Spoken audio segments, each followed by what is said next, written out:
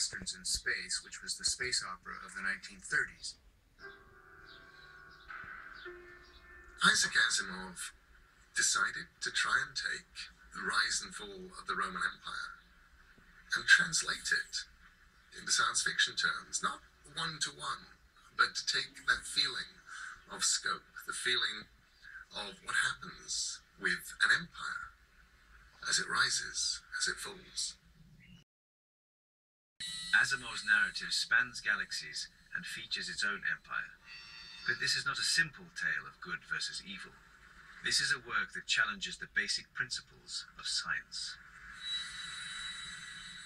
The Foundation series takes place 50,000 years into the future, when we have a galactic civilization. And it forced me to confront the fact that the physics I know, the physics that makes me think, oh, that's impossible, is only a few hundred years old. What could be the physics of 50,000 years from now? And then I realized that I had to expand. I had to expand my conception of the laws of physics. Foundation's hero is a scientist who can predict the future using something called psychohistory, and trade is the source of all power. They weren't action heroes, those traders, in the sense of some of the earlier Flash Gordon types might have been. They weren't out there with a sword in one hand and a pew-pew laser pistol in the other hand saving Martian princesses. They were like building civilizations based on capitalism, but with spaceships and hyperdrive and miniaturization and personal shields.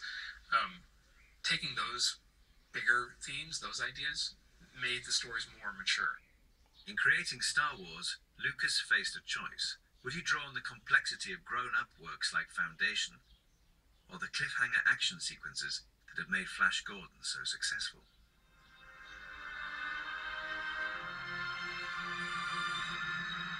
In the end, he went for the one that had entertained his generation and appealed to the child in all of us.